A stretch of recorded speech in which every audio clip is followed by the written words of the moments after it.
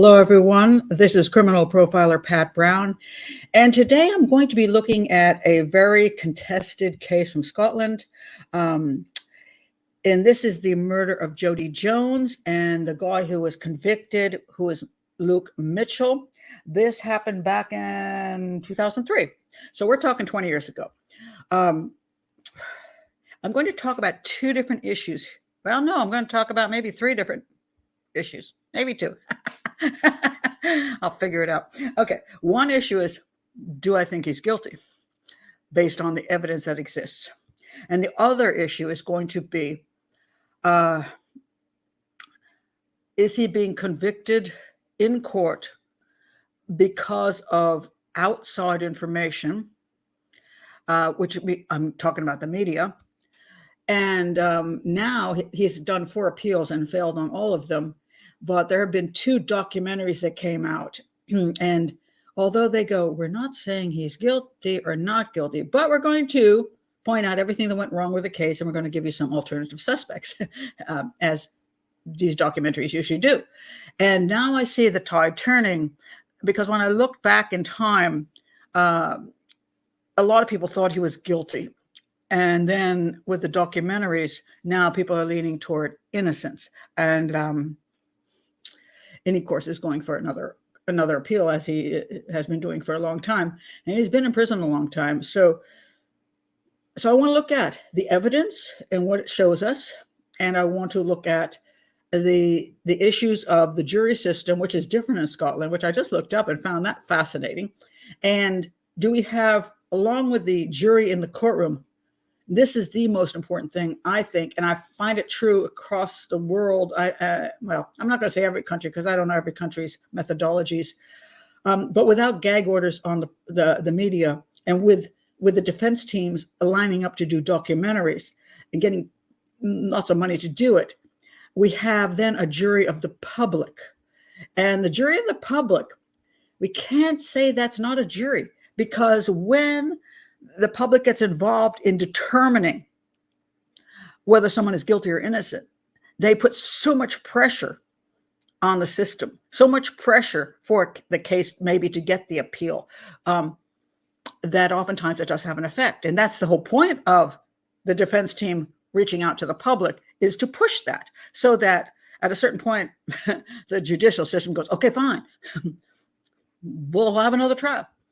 And then you get another jury, and then you can roll the dice, and maybe this time you win. How is this all affecting the actual proper?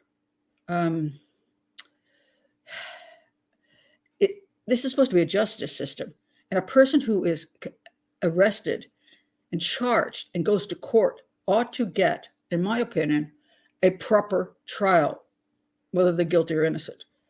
And that should be based on evidence, not on everything else happening outside the courtroom. And the people that are being brought into the courtroom, in my opinion, with an inability to do as good a job as they should be able to do, because there are 12 people off a bus stop, and apparently a few more in Scotland. So they actually bring in more people, which is kind of cool. So I'm going to read you about the Scottish jury system, because I find that really interesting. I kind of like it better than the US one. So I'll get to that. But let me first say hello to everybody in the chat room. And I want to point out something. My fault. There are going to be, we might have visitors in our chat room today, because every once in a while when I click these things, and I'm using StreamYard as my methodology to do these shows, and they're fabulous. But one of the things they have is, when you go to message people, you have to click a whole bunch of crap as to who you should message and who you don't want to message. And I traditionally message people who are patrons, who are presently patrons of my channel. But every once in a while, you can click the wrong thing, and you get people who are ex-patrons of the channel. So if there are ex-patrons here today, it's your lucky day. Welcome back. You get a chance to see what it was like. Maybe rejoin. So, that's cool. Every once in a while I make a mistake like that. And, it's a freebie for people to come in and enjoy the show. And once in a while I actually forget to put it on unlisted and make it public. And I'm like, who are all these people? And I'm live to the world. So I screw up, but it's okay. So, sorry. So now hacking away here. Something's in my throat. So anyway, 1 second. Hi, live shows are such fun.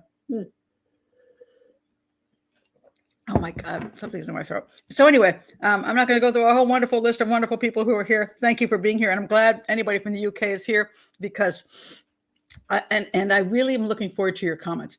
Before I start, I want to say this in the chat room, please stay on topic. Let's not have a lot of side chats, no politics, no religion, and no crazy outside talk. Please focus on what I'm talking about because, first of all, it keeps everybody involved in the show. And secondly, I can see your comments. And I want to see your comments, especially those from the UK, especially from Scotland, because I want your opinions on this case. And if there's a whole bunch of side talk, I don't see it. So I'm just hoping that we'll get focused. Anyway, I want to say what Marie has to say here. Marie says, I get so frustrated with these types of cases because I think, wait a minute, unthorough. I know. I see what you're trying to say here. Unthorough police work makes the case impossible to actually solve. I'm going to address that, and that is important. Oh, Lord, is it important? Okay, just before I continue, just let me do the needful here because I'm trying to survive as an educational channel. If you'd like to join in the chat room, please do join Patreon. $5 a month, one level. There's 8 shows a month you can join in. We have a area where every week we have Patreon chats where I try to answer questions, interact, which I can't do as much on YouTube. Although I try more than many people do. I try on YouTube, but if it gets crazy and there's 1,000 people commenting, go there. Okay. And it really does help support an educational channel. If you don't want to do that, it's okay. You can subscribe to the channel. That does make a difference. I just did a show and I pissed off a bunch of people. So I got a lot of people unsubscribing because a lot of people, it's always funny. And I tell people this all the time. Stop canceling people because you don't like 1% of what they say. I'm not perfect. And there's going to be times that you think, Pat Brown, I disagree with you. Okay, that's fine. Are you learning anything from me? Are you getting a lot out of my channel? And if that's true, just please ignore the bit you don't agree with because I try to do that with you too. Okay, so subscribe to the channel, like the show, and let me cough. Something in my throat. Or you can also support the channel by buying one of the books I have below, which are my books. And there's also a little $sign you can click and do a one-time donation. Okay, that's that. I'm not going to make it through the show, I swear to God. Oh, my goodness. I don't know what's in my throat. It's not dust around this house. Could be. All right. So anyway, oh, great. We have Tony Riley from Scotland. All right. That's what I'm looking for. Oh, my God. That's grand. All right. So I want to go back to Marie. I am going to talk about the issues of do the police do a good job? Before I start and tell you the basics of this case, which are fascinating. This is a fascinating case. One of the problems with our system, and it could be the system everywhere in the world, when somebody gets murdered, that case is assigned to the police department in their jurisdiction and is assigned to a specific detective or group of detectives. It's a crapshoot. I hate to say it, but it's a crapshoot. Everybody thinks that every police department is going to have massive training and every detective is going to be right on the ball. Really? Because that's not true when you go to school. You get some really great professors if you go to college, and you get some dumbasses. Whoops, I might get demonetized for that. But I've had some of those, and I'm like, I can't believe I have to sit through an entire semester with you because you're dumb. Okay, so you go to a doctor. Oh my God, I worked in a hospital for 13 years as a medical sign language interpreter. I have seen some of the worst diagnoses ever. I'm like, seriously, is that what you're telling oh my Lord? And I've seen people give wrong medicines. Oh, I won't go there because I'll stay there forever. So not all doctors are great. Not all teachers are great. I've had some lawyers I had to fire. I only have I didn't have many because I don't use my lawyers very often, but one guy tried to, I'm like, you're an idiot. You don't even know what you're talking about. Don't charge me for that crap because I got to go research it. Well, then I might as well research it. Aren't you supposed to be my lawyer? I'm paying you $300 an hour and you got to go research some crap. Sorry. So we have bad lawyers, bad profilers. And even when we have good profilers, we're not perfect. So you get a murder, goes to the local police department, and it goes to a certain detective or a bunch of detectives. And I'll say this over and over again, because this is my biggest beef about everything. Detectives do not go to detective school. They don't. They work as police officers. They're on the beat and they get promoted and they become a detective overnight. Do they go to detective school then for 6 months? No, they don't. If they're lucky, they get a seminar here and a seminar there for maybe 1 day or 3 hours or 3 days maybe, and they network and they drink a lot of beer. So there are great detectives out there because I love detectives, which include my family. So I'm pro detective, but I'm also pro training, and they just don't get that training, which is one of the things I'm hoping to provide as I go further and further into this YouTube channel. And with my side work, which was with my agency, developing an actual course for detectives.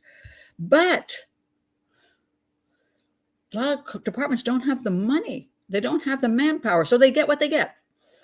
And hopefully experience helps, but when you get a really weird crime, and you get a detective and he's done some murders before. He's like, Joe shot John in an argument at the pool hall. And then suddenly you get something that looks like a serial killer and he's like, oh crap, I don't know what the hell to do with this. So I don't care where in the world, this is a problem.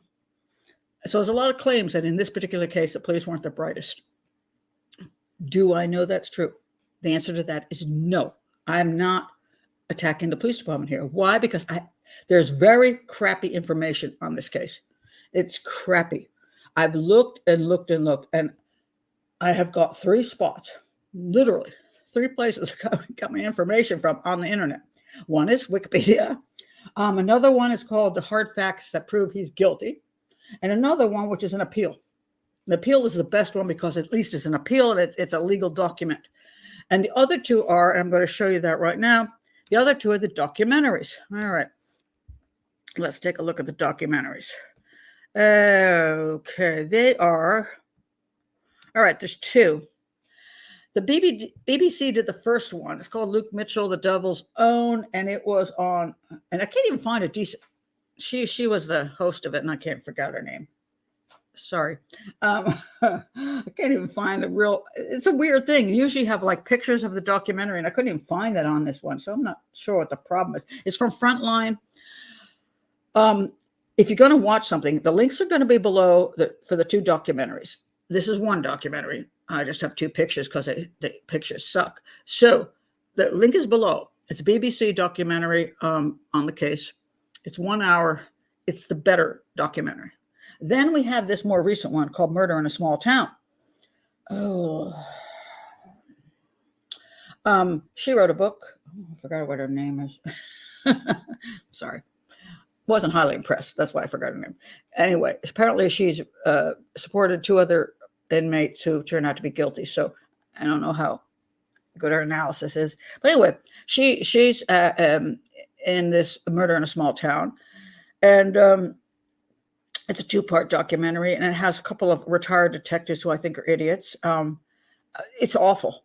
It's a bloody awful documentary. It just is. I just sat there rolling my eyes through most of it. And it was sad because it was so pitiful. Anyway, if you're going to watch anything, watch the BBC one. They're basically similar. They're so similar, but at least this one is tolerable and you can save an hour. Okay. So watch that one if you're going to watch anything, but it is also fascinating.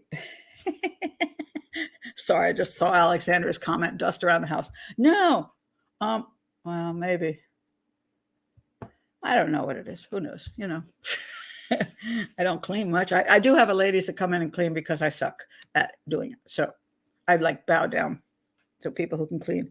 All right. Marie says, I'm not sure the police were dumb, but I think they didn't know how to handle this type of crime. Well, I'm not saying the police are dumb. this is the thing. I mean, I have never met a detective who didn't want to solve a crime, who didn't care for the family of the victim, who wanted to solve it correctly. So I think a lot of people are really anti-police and they're like, oh, those detectives didn't care. I don't believe that's true. I believe they do care. Sometimes they just don't have the tools to do it as well as we wish. But then again, in this case, I can't find much information. And the information I find is so pitiful. And I'll be getting into all that pitiful information. So it's hard to determine exactly what happened. So when I do my analysis, and again, I'm going to say this one more time, this is an educational channel. I am not trying to solve a crime. And I don't want you to try to solve the crime either. This is a learning channel. I can only work with what I have. If I could go to Scotland, which I'd love to do, because when I was a teenager, I saw the musical Brigadoon, and with Robert Goulet, who I was kind of in love with, which was odd for a teenager. And I wanted to go to Scotland and have Brigadoon appear before me. And also, I was almost, one of my girlfriends went to Scotland to a girls' school there, and I still wanted to join her, and then my parents decided not to send me. So I never got there. So if somebody wanted to invite me to Scotland and pay me some money so I could investigate this case, yes, please. Anyway, wouldn't I like that? Oh, Lord. Oh, Lord. Well, Gretchen says, police and all public services are severely underfunded in the UK and in the US and a whole bunch of places. It's very tough. In general, everything's underfunded, and detectives especially. It's a whole different breed, and I would have loved to have been a detective. And I think I would have been a great detective, but I would not have been a good police officer. I cannot work on the streets. I'm not good at chucking people around and, and handling the street stuff. Now, my daughter went through the whole process. She started on the streets. I actually did ride-alongs with her, and it was amazing. I'm watching her going, are you my daughter? And she did that for many years, and she became a detective. And she's a good one and a great one, and always has been, because she's my daughter. But I couldn't have done the preliminaries to get to being a detective. If a civilian could go to detective school and then become a detective, I think that would be great. But there's a lot of things about being part of the police from the get-go, and going to police academy and being a police officer that is so important to many, that this is a hard thing to break free of, and I wish we could. So that's just my opinion on that. Anyway, let's go to the case so I can start getting into this, what's going on with this case. All right, so let's go back to those are the two. These are the two documentaries out there. I wanted to say that is some of where I watched them, and then I'll have my opinions on them in a bit. But let's go to the basics of the case. All right, so we have got these two. They're boyfriend, girlfriend. She's 14. He's almost 15. Documentaries, of course, will say he's 14 because they want to make sure he looks younger. He was like 1 month shy of like 15, I believe. Anyway, don't take all my details too seriously, especially the little ones. All right. The murder of Jodi Jones, and this is from Wikipedia because I don't have many sources. The murder of Jodi Jones is a Scottish murder case from June 2003 in which a 14-year-old schoolgirl was murdered in Woodland in Dalkeith, Scotland. Her semi-nude body, and oh, Lord God, I can't even figure out what they mean by semi-nude. At one place I heard her socks were thrown, another place I heard this and that. I'm like, can you just say exactly what was on her body or not on her body when she was found? But I'm having trouble finding that. But I'll get to one of the most interesting items that was found on her body. All right. Her semi-nude body was discovered behind a wall by her 14-year-old boyfriend, Luke Mitchell's dog, Mia. Okay. Wikipedia is having a little issue here. Her body wasn't found by the dog. Her body was found by Luke and his dog.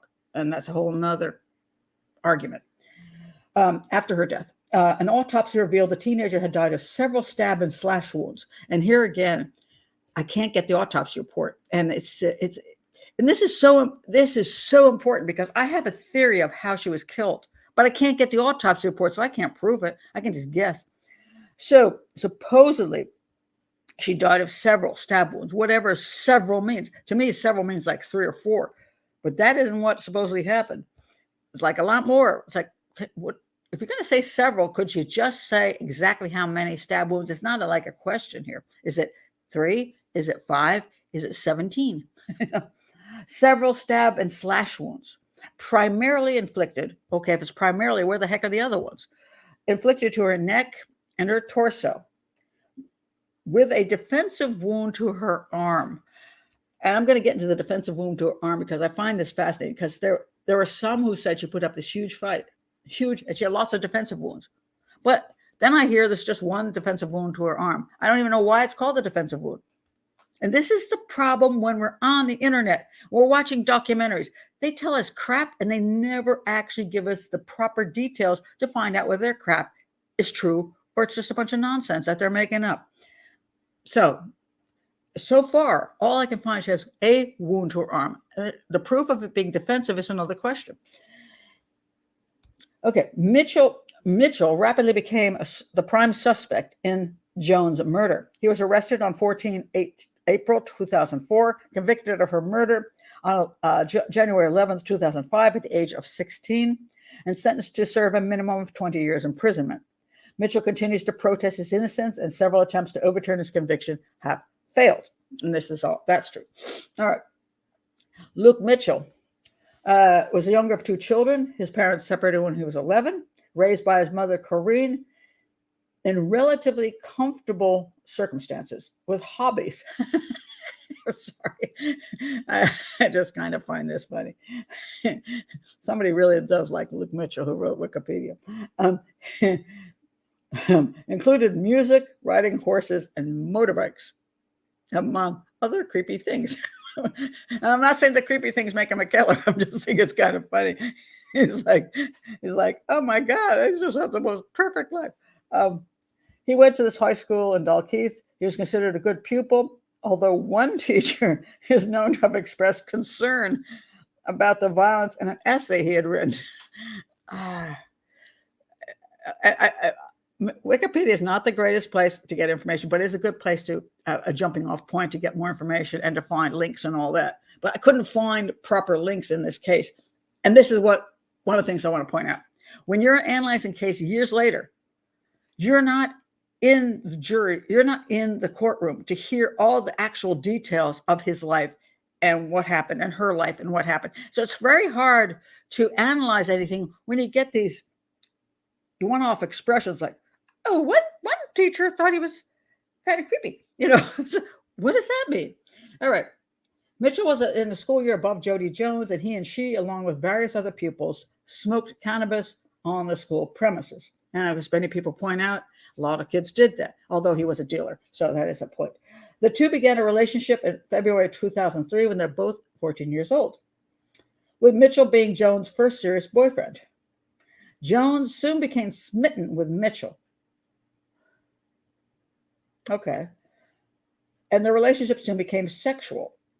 One entry in Jones' diary, dating from the spring or early summer of 2003, reads, "I think I'm actually in love with Luke. Not a stupid way. I mean real love. God, I think I would die if he was finished with me."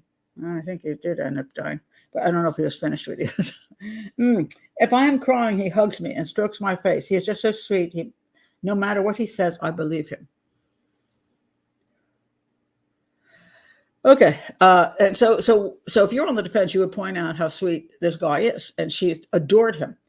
Unfortunately, his ex-girlfriend also said that she thinks he's guilty as hell because he put a knife to her neck and said he could kill her. So, again, from the outside and with little information, is he a nice guy or is he not a nice guy? I don't know. I have no clue. So anyway, so she became, supposedly now, we go to Jones, she became rebellious, known to have adjusted her image to have tied her hair different colors. She had an interest in heavy metal bands, such as Metallica. By age 14, she experimented with marijuana and alcohol. And she got into a relationship with Mitchell, and she kept it a secret for a while, and then they finally found out. This is important. In the weeks immediately before she was murdered, Jones' social life, which largely revolved around Mitchell, was curtailed by her mother when she discovered her daughter began taking drugs. The restriction on her meeting her boyfriend was lifted on 30 of June. And remember, when was she murdered? Oh, yeah, June. So her curfew had just been lifted as to meeting him. And after it was lifted, she went rushing out to meet him. And I think this is extremely, extremely important because they had not been able to see each other. And finally, she could get out and finally see her boyfriend and meet him where she normally would meet him to hang out with him for the evening. And this becomes very important in the case itself. All right, so now what happened? All right, so the basics of what happened are this. About 5 p.m. on June 30th, 2003, when her curfew was lifted, mind you, Jones left her home, informing her family she was going to see Mitchell. Okay? Now, this is extremely important because what her intentions were specifically to see her boyfriend, whom she was in love with, whom she hadn't seen. And he had not seen her. Okay? So this was a big moment in her life to get back with her boyfriend. So she was excited. So she told him, so she told her parents, she was left her home, said she was going to see him. And she also texted him, I'll get into the text later, that I'm coming to see you, basically. Her body was found several hours later on the route she invariably took to meet her boyfriend. And there was this, from between her house and his house, there's this, let me see if I can pull up this other picture on that. See if okay. Oh no, I don't want to pull up that one. That's the wrong one. Okay, I can find. I've lost my picture again. I'm having this problem lately. I keep losing pictures. But anyway, let's just stay with this one. All right. So she's going down this long path. It's between their two houses. Okay. She lives on the east end. I believe he lived on the west end. So she had to walk to the path, and then he, by the way, wasn't walking up the whole place. It wasn't like they're meeting in the middle. Her parents said you can't walk down that kind of long path by yourself, even though it was June. It was probably light outside. It's isolated in a sense. So parents said, no, you can't walk there by yourself. So what Luke was supposed to do was meet her at her end of the path, and then they could go on and do whatever they felt like doing.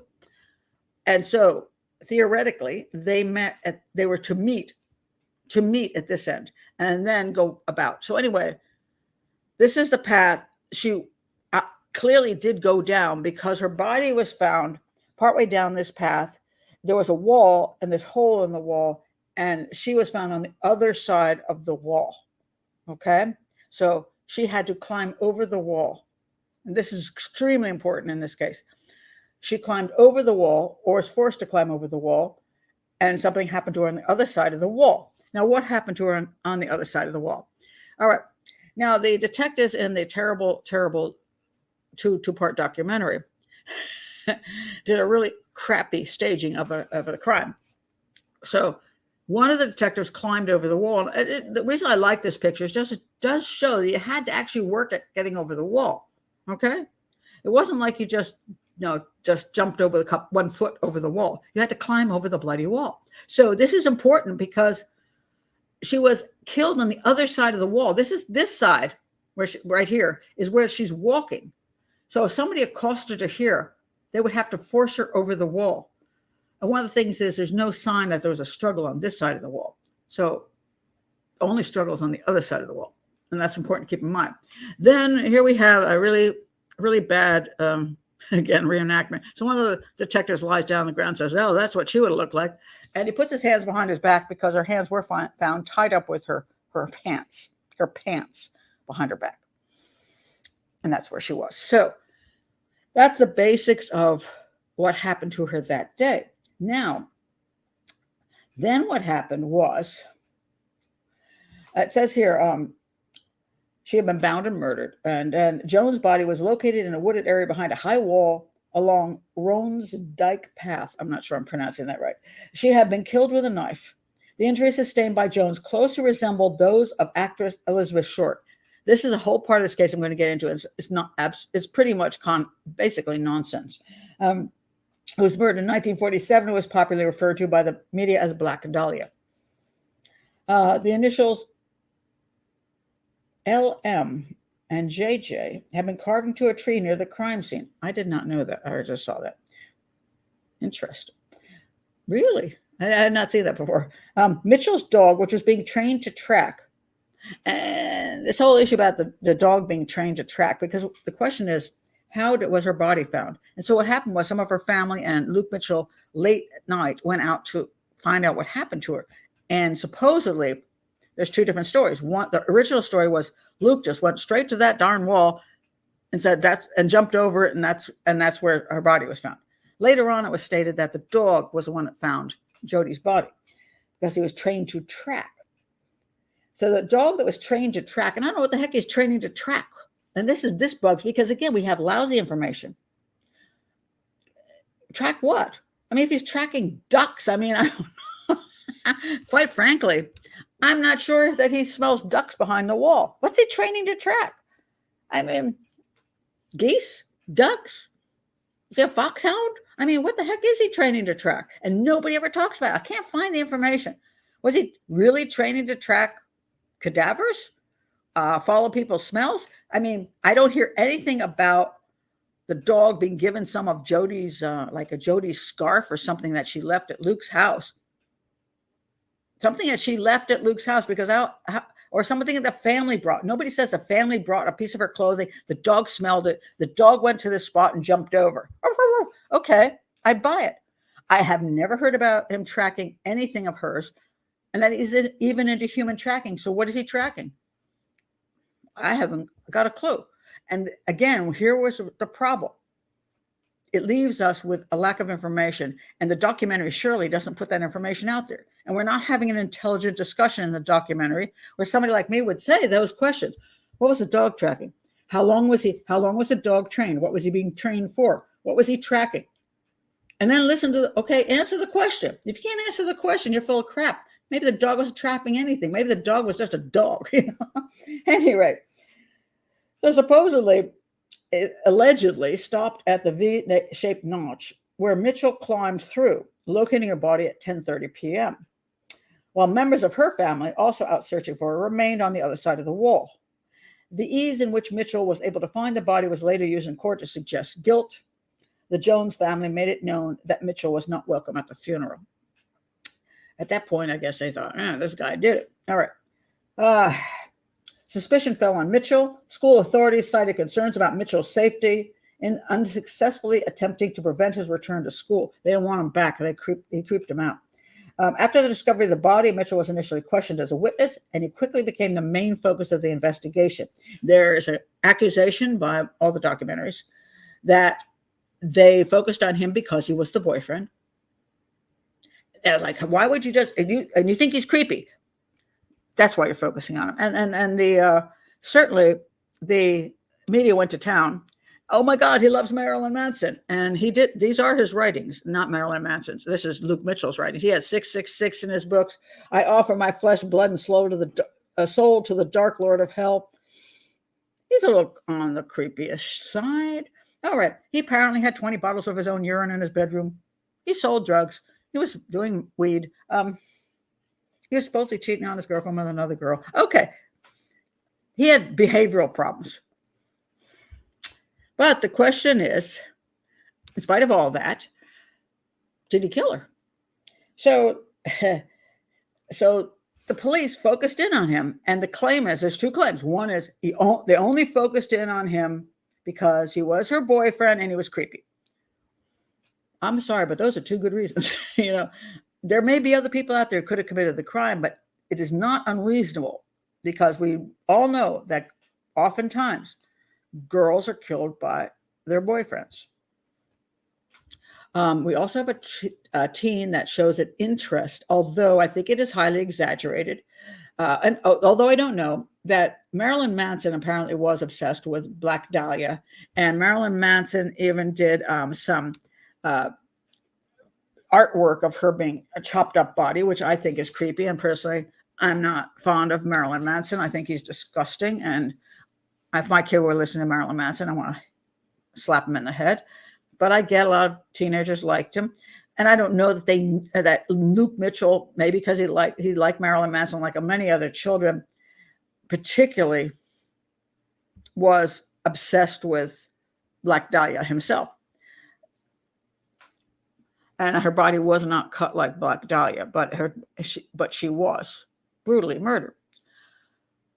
There are too many children these days, teenagers, who have gotten into, and back in, even 20 years ago, into the concept, the thrill of killing, going over to the dark side, seeing death that inspires them to see death.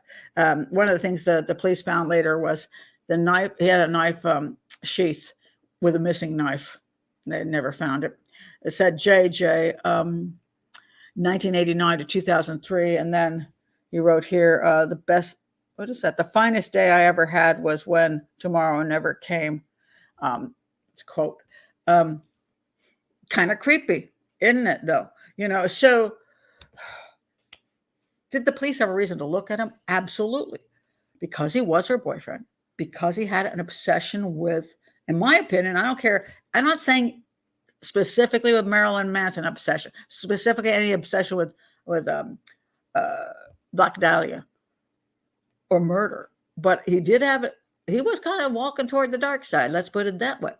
And so you have a guy who's got behavioral problems, who's drug dealing, who's cheating on his girlfriend. As far as I know, he had this extra girl. And he is her boyfriend, and she ends up dead. That's why they focused on him. Now, even if he's all of those things, doesn't mean he did it. No. And these documentaries, for sure, will point out that, oh no, they have a couple other suspects, which have never been proven, but they throw them out there because that's what all defense things do. They throw out extra suspects. Say, could have been that guy, could have been this guy. He's creepy too. So did the police do due diligence in investigating everybody? I don't know. The documentaries will say absolutely not. But I don't know that it's true because I cannot see the police reports. I cannot see what actually happened. So if I'm just going to believe the defense, that's concerning. And this is something I want to point out to people. If you don't have an opportunity to hear the other side, you get lied to a lot by the defense if they're putting out a documentary. I mean, they can lie like you wouldn't believe.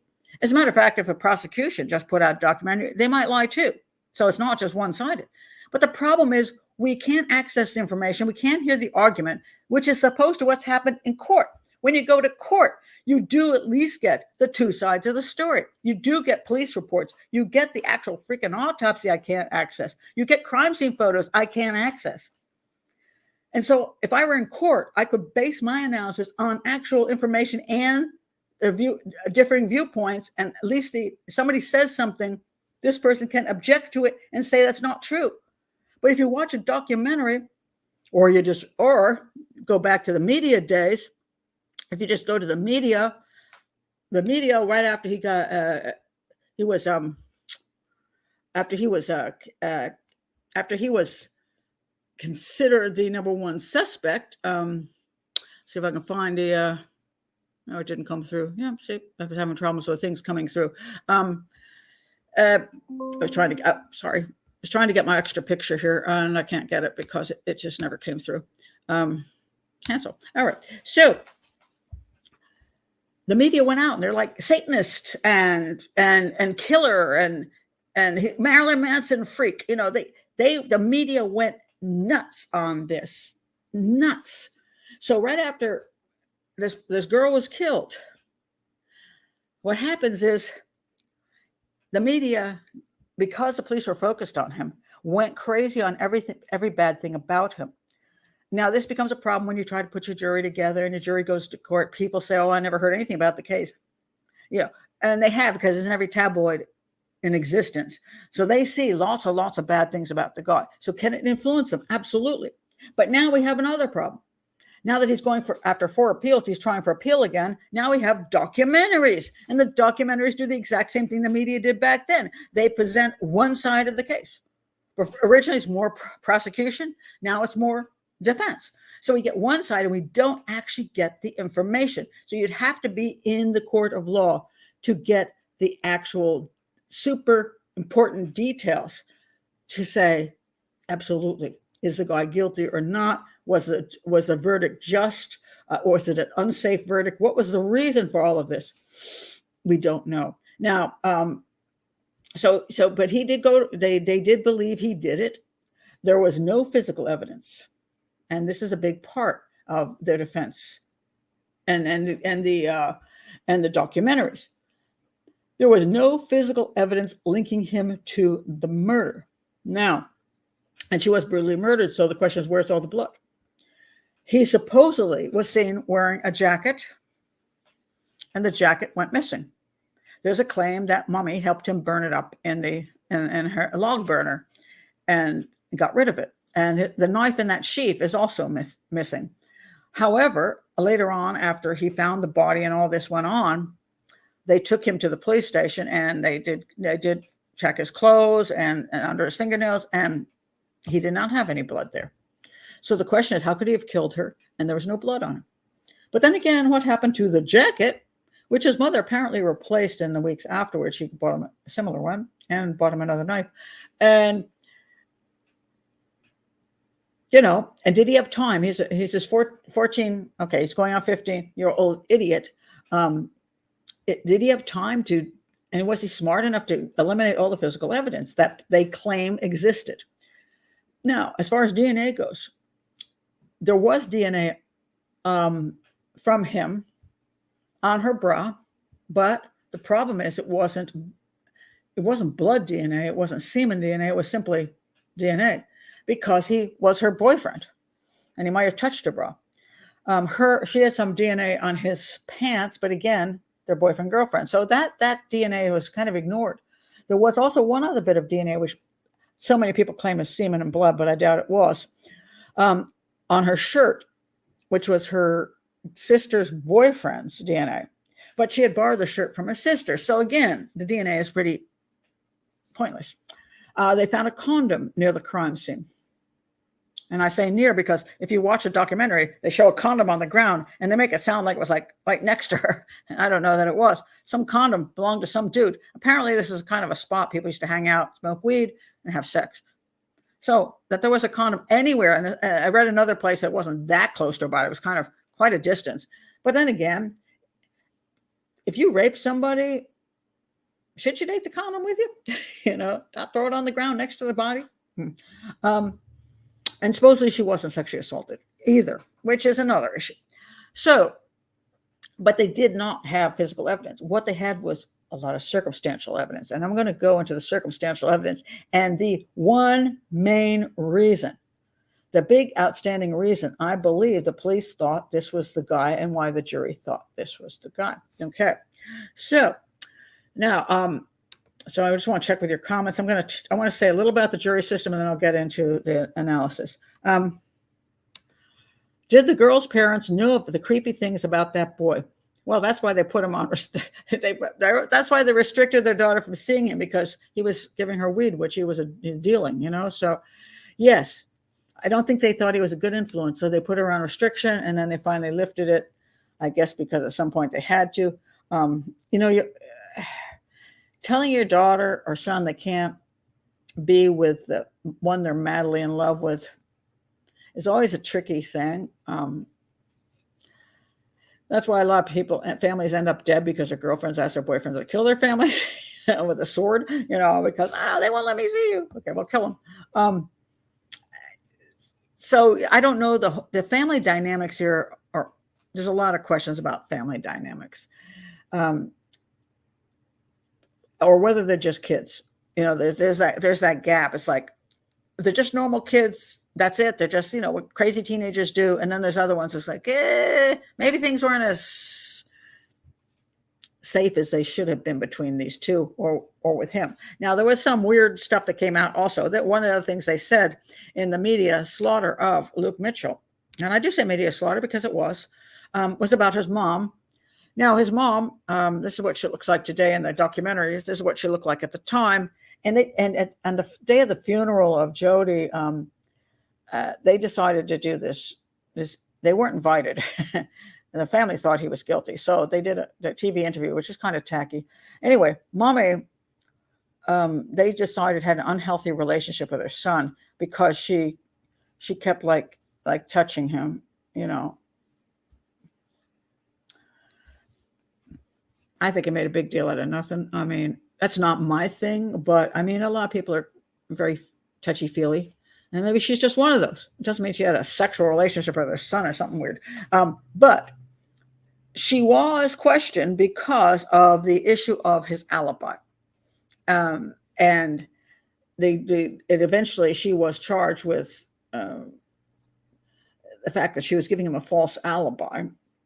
And his own brother in court, who had said he was home at the time of the murder, changed his story and said he didn't know. So there was a lot of suspicion about the mom that she was covering for her son, and that he was out roaming about, and she had no idea where he was, but she was going to give him say he was, I guess, making potatoes in the kitchen at the time that the girl was murdered. But it was a little sketchy, and the brother, who originally said, yeah, he was cooking potatoes in the kitchen, apparently was actually watching porn on the family computer and said he didn't know where his brother was. So he changed his story in court. So in other words, he's got no alibi, and it looked like his family gave him a fake alibi. Now, to point out one more thing before I talk about some more other stuff, I don't know recently. I don't know exactly when this all occurred, but anyway, mom was given a polygraph, and so was Luke Mitchell in prison. He was given a polygraph. You can see here she's asking, "Did you stab Jodi?" He said no. The questions about that the polygrapher gave her were like, "Did you give an alibi for your son? Was he home? Did he kill Jodi?" She said no. She passed the polygraph. He said no. He passed the polygraph. Okay, so the question is, that's the documentaries point that out. It's like, they pass polygraphs, so they got to be innocent, and it does make you think that. Now, then I looked this up though, and I became concerned. The expert that was doing the polygraph, his name is Terry Mullins. So let's see, when did he do this one? Was it 2013? He did yeah. Or was that a different one? Yeah, 2013, he did the polygraphs. His name is Terry Mullins. But he also did polygraph on Jeremy Bamber, the guy who mass murdered his family. I do have I'll put that link below. I analyzed the murder of Bamber's family, and I came up with that guy is as guilty as hell. But he passed the polygraph. And then this guy said, not even looking at the case, because of the way the polygraph went, 100% he believes Jeremy Bamber's innocent. He believes this guy's innocent. I'm beginning to think this guy is just somebody who works for the defense. And polygraphs are not absolute. They are subjective. They're not totally objective. You read a polygraph. You can read it any way you want. You can do it improperly. You can deal with psychopaths who can get by with it. So the fact that this guy would say, just because his guy passed, that makes him absolutely innocent, to me tells me he's not a good polygrapher, because that's not the way it works. But I think he can be bought by the defense. So if you believe Jeremy Bamber is innocent because of your polygraph, I've lost all faith in you. So anyway, the question will come down to is, first I want to go into my analysis, and I'll go into then why the jury came up with what they did. And then I want to come up with why people have changed their mind on this guy and think he's innocent, because they used to think he was guilty. Then they think he's innocent. So where does the truth lie, and how do we analyze that when we're getting two entirely separate stories? So let me check some of your comments before I go on to my analysis. Do they have reasonable doubt? Okay, good question, Sandra. I want to read you this because I think it's important. I looked up trial by jury in Scotland because I thought it was super interesting, because I'm against the civilian jury system here because I call it 12 people off a bus stop. Good people, honorable people, but maybe know crap about anything to be able to analyze, do crime scene analysis, forensic analysis, analyze the police methodologies. They're not trained They're not criminal profilers. I don't understand how they're in a court of law making the final decision on somebody's life and death based on two sometimes squirrely attorneys and a bunch of paid off experts when they don't even understand the basics of analysis, crime scene analysis. So trial by jury in Scotland is this. Trial by jury in Scotland is used in the courts of Scotland in solemn procedure for trial on indictment. I love the word solemn, and I wish we had more solemn in any of our courts. Before a judge and jury for serious criminal cases. All right. The juries in these cases consist of 15 people, which I thought was interesting. If jurors drop out because of illness, the trial can continue with a minimum of 12 jurors. So I got 15 people off a bus stop, but 3 of them can leave and get on another bus. Interesting. In criminal trials, conviction is on the basis of a majority verdict, which in the U.S., it has to be unanimous. So you get one jack off and you can destroy the whole, oh, I don't think so. And it's like, that's it. It's like, so I like the majority verdict better, with 8 jurors required to decide the accused is guilty, which is interesting because 4 people can say he's not. So if we had in a jury system 12 criminal profiles, for example, and 8 said yes and 4 said no, would that be sufficient? I don't know the answer to that. 4 seems a little high to me for disagreeing. 1 or 2 seems appropriate. But the U.S. of all 12 have to agree seems ridiculous. All right, so they have to have 8 jurors decide the accused is guilty. Should fewer than 8 jurors declare a guilty verdict, then the accused is acquitted. So a hung jury is an impossibility in Scottish criminal law, which we have in the U.S. hung juries all the time. In the past, some people were executed on majority verdicts in Scotland, such as Susan Newell, who had 1 juror dissenting. The jury had a choice of 3 verdicts. This is also interesting. 3 verdicts. 1, guilty, a conviction. 2, not guilty, an acquittal. And 3, not proven, which is also an acquittal. So that's kind of interesting. So 1 is clearly not guilty, but the other one is like, I'm not so sure the prosecution did a great job. In this case, they found him guilty. I think a lot of people now are pushing for the 3rd one, not proven. In other words, a lot of these people are not saying he's not guilty. They're saying it's not proven because it was all circumstantial evidence case. There wasn't physical evidence. They didn't check out those other guys they claim could have been good suspects, and the police sucked. I mean, that's basically, and he was a Nirvana fan. So I think they're not saying this, he's not guilty, like, whoa, he's not guilty. But they're raising the question that the prosecution never proved properly because of all these other issues. However, for appeals later, he's not succeeding very well. So that's basically it. I thought that was just very interesting, very different. Let's see. Marie says, if there's no doubt, you're not open to other scenarios. That I want to point out that's a good point. And you should be. Hope it makes sense. I'm not sure. I'm doing a good job translating. Okay. If there's no doubt. Now, what happens a lot of times is the police and the prosecution have no doubt about something. And at a certain point, as a profiler, the same thing. I have had clients say to me, I want you to check out these 10 different people. I think it could be a drug crime. I think it could be this. I think it could be that. And I'm like, no, I'm not going to check it out. And they're like, well, why not? If you're a good profile, you'll check out everything. I'm like, no, because I have no doubt of what happened. I'm not going to waste my time with 10 other ridiculous rabbit holes because I know what happened. I'm convinced that this is not, there's no question here. When do you become convinced in an investigation? What point should you say, I shouldn't look at other people? There's a line there. Certainly in the early stages, if you don't have absolute physical evidence, you might want to be sure you check out everybody, just in case, especially when people come back later and said, you didn't do the proper checking. Do due diligence. Due diligence saves a lot of heartache in the long run. But again, Police departments have only so much manpower, so much time, so much money. So a lot of times they don't do the level of due diligence the world would like them to do, which could be impossible, quite frankly. But in the beginning, and I don't know how much due diligence they did in this case. Maybe they did do due diligence, but we're not hearing about it from the defense, okay? Which I wouldn't be surprised. So let's go to the actual evidence. Now, the big claim is no physical evidence, even though the jury found him guilty totally on circumstantial evidence.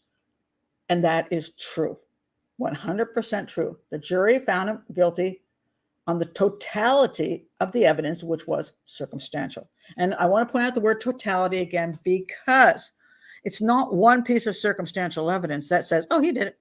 It's the totality of the evidence. And when you put a lot of things together, sometimes you're like, hard to get away from this is the guy. And I think this is some of the problems here. So let's see. I want to go to the hard. This is one of the few articles. I'm going to do this one. I'll look at the other one from the appeal. The hard facts that prove Luke Mitchell killed Jodi Jones in cold blood. All right. Not saying I agree with all of it, but I want to bring up the points that they point out. All right. All right. So it says here in the front, a Channel 5 documentary. Yeah, that really crappy one, which casts doubt on the conviction of Jodi Jones killer Luke Mitchell, has thrown the 2003 murder back into the spotlight, and that it has done. All right. Now it says here, okay, so they have this 2-part series, which aired in, when did it air? Okay, what year are we on here? I'm sorry. That's the 2021. So this is why I decided to do it, because people started asking me about this case, because it's only been a couple of years since that documentary came out, and the big appeal process is back on again. So he insists he's innocent, but many, including senior police officers and Jodi's family, are angry that the TV documentary failed to point out key facts. And here is the problem. We have a one-sided documentary. Now, I would like to see a level documentary, and then we can decide after that what we think. But we're not getting level, which is what makes it so frustrating. For example, they talk about the DNA issue, and they don't talk about why his DNA was actually there, but the reason it wasn't used. All right. What was Luke's alibi, and why didn't the jury believe him? Luke Mitchell's alibi was he was at home cooking dinner when Jodi died, but his brother Shane gave crucial evidence during the trial, which cast doubt on this. So Luke's mother, Corinne, also gave evidence that when she returned home from work at 5:15, he was in the kitchen. In a statement to the police in 2003, Luke's brother said he recalled seeing Luke in the kitchen mashing tatties.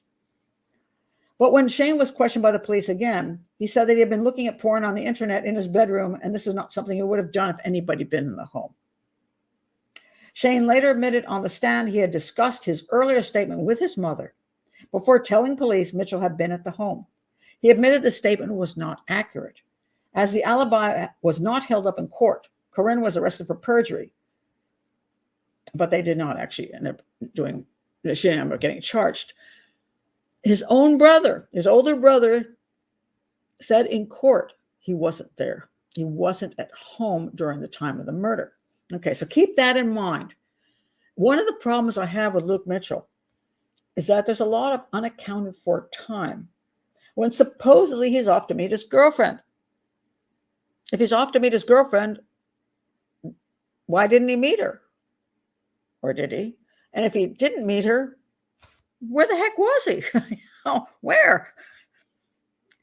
And he doesn't have a good answer for that. One of the reasons the police suspect him is he didn't have good answers. He couldn't answer where his coat went to. He couldn't answer where his knife went to. He couldn't answer.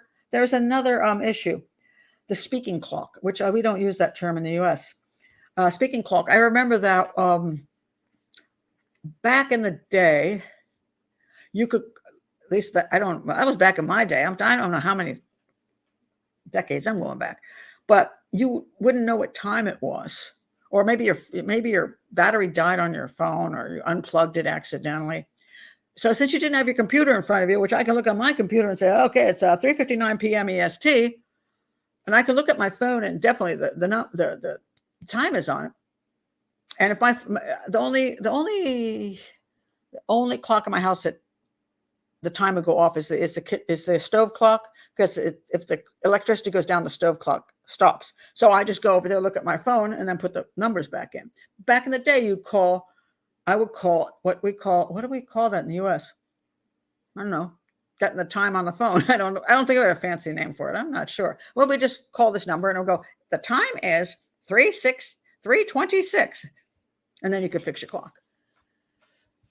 Now, why would you do that? That is the question. So at 1654, which is 4:54, so it's near 5 o'clock, Mitchell made a call to the speaking clock from his mobile. When asked by police why he had called the service when presumably he was in his house, like in the kitchen making those potatoes, as the alibi supposedly was claimed, why would he do that when he's at home and the clock is on the wall? And the problem was, the concept was, is he was on his way to meet Jodi and check the time. Now, here is something I cannot find, and this is what frustrates me. I don't know what kind of crappy phone he had. I don't know. I'm trying to remember. How no, this is 20 years ago. Can anybody tell me, do you remember your cell phone or your mobile not having the time on it? I mean, he had a mobile. So did the time not show up on there? Why wasn't it there? I don't understand. I can't find any answer to that. Because obviously, if he did have the mobile in his hand, and the time worked on, he'd just look down and say, it is that time. Consequently, if he were at home and cooking some potatoes when he's supposed to be meeting his girlfriend, you would think he could either see the phone, the time in the house, or if he still got the mobile, why it's not on the mobile. So why is he calling what do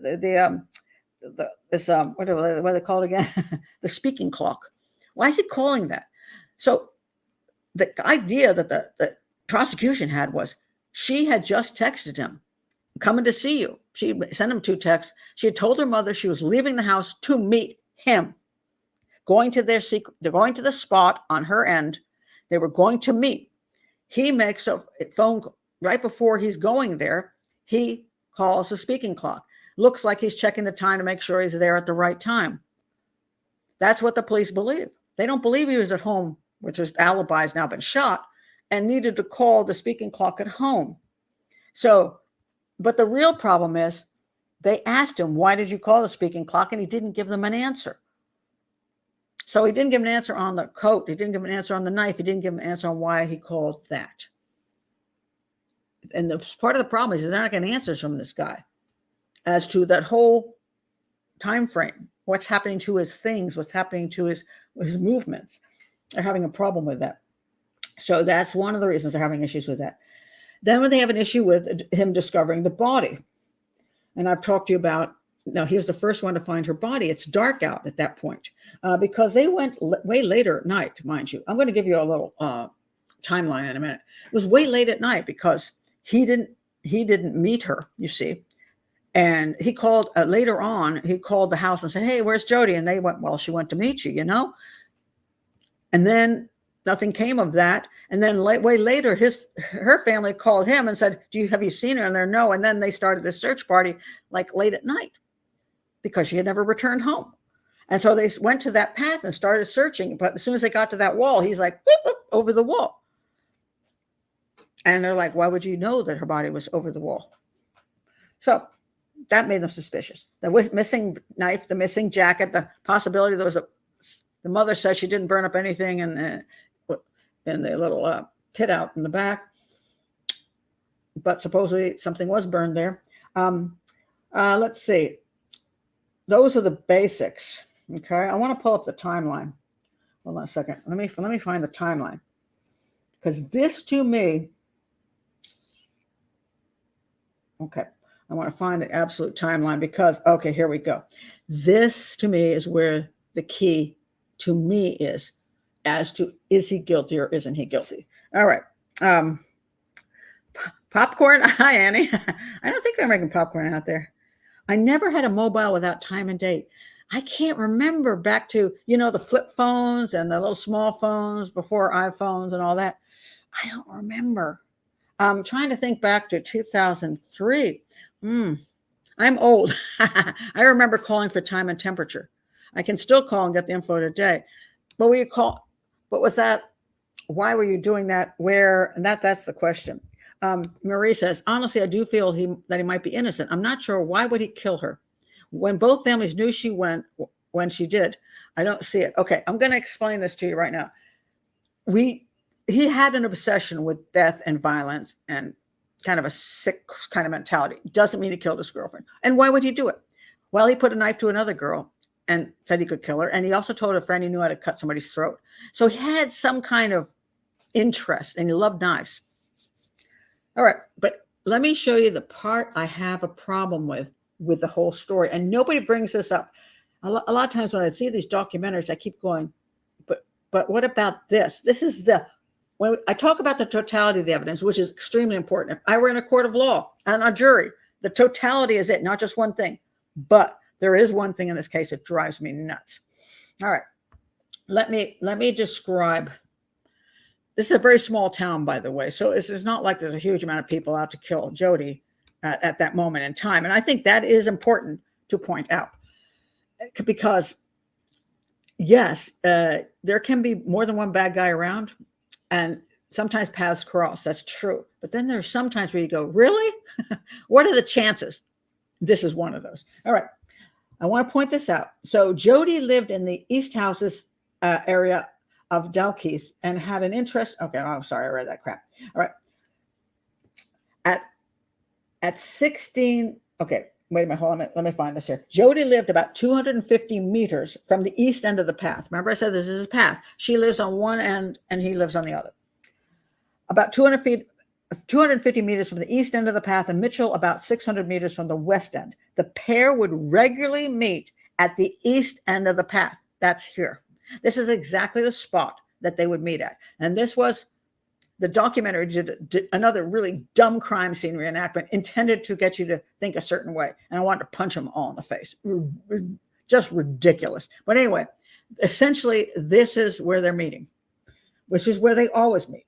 The pair would regularly meet at the east end of the path, as Jodi had been told by her mother that she was not allowed to walk along the path on her own. Okay? Could she have done so without her mommy's permission? She kind of did do other things like smoke weed without her mommy's permission. So I'm going to say she could have decided she was just going to go down and meet him someplace else. Is that possible? Yes. However, this was her first day back, and this was a usual thing that they did. Nobody denied that. I don't think Luke denied that this is where they met when they got together, and then they could walk down the path and do whatever they wanted to. And that's where they met. Pay attention to the timing here. At 16:35, and for those of you who can't do military time, 4:35 p.m., late afternoon, but not too close to dinner yet. On Monday, 30th of June in 2003, Jodi used her mother's mobile phone to send a text message to Mitchell, who responded at 16:36. All right, so they were in contact. She texted him, he got the message. Okay, he responded in 1 minute.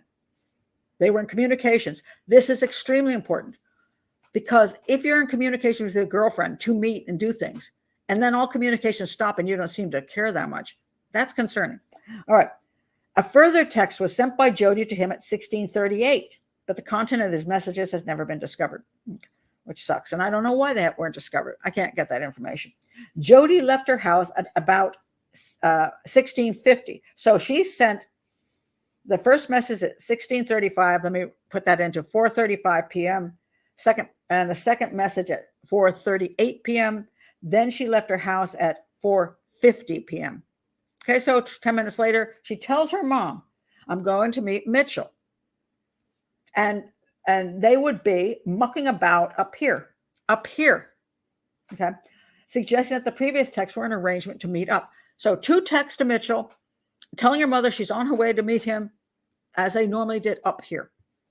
Her first day off. Now, she's expecting to meet Luke Mitchell right there. right there. Not someplace else, right there.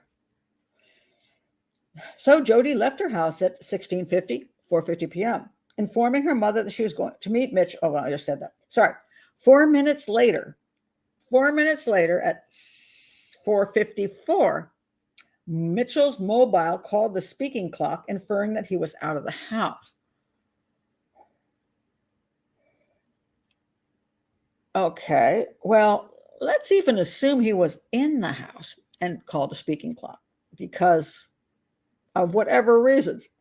He wanted to know exactly what time it was, how long it would take to get to meet her. Regardless, he's going to meet her. She's expecting to meet him.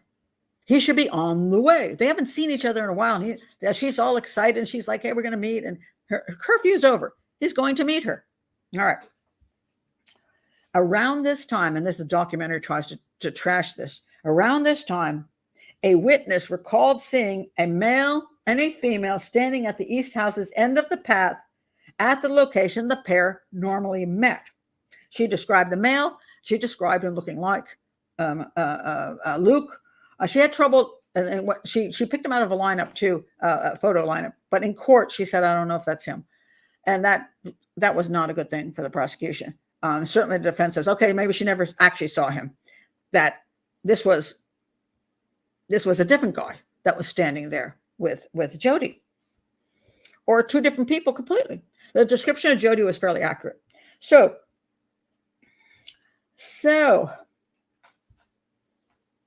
here's the problem I have. If these are not Jodi and Luke, why have two other people not come forth? There's not that many people in this town. So if there was another girl and a guy and it was them, they go, hey, no, it wasn't those two guys. We met there at that time. But nobody else ever came forward and said it was them. So we can eliminate the fact that these are two different people. We can say, pretty sure that this is Jodi. Now, so Jodi's there at the right time to meet Luke. Who's that guy? Now, some could say it's some other creepy dude that she didn't know. Why would some other creepy dude exactly at that time appear exactly when Luke is supposed to appear? And she's going to now walk down the path with some other guy when she's waiting for her boyfriend, her beloved, the one she thinks is so awesome. She's going to go with some other guy down the path? Really? And then she's going to jump over the wall and try to have sex with him or something? What?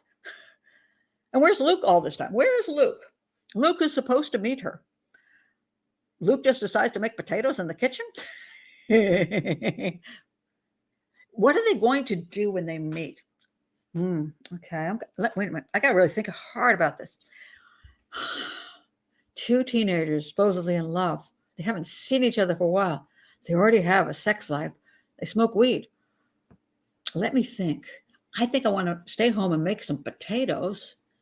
Or I could go meet my girlfriend, go down to the spot where we jump over the wall, smoke some weed, and have sex.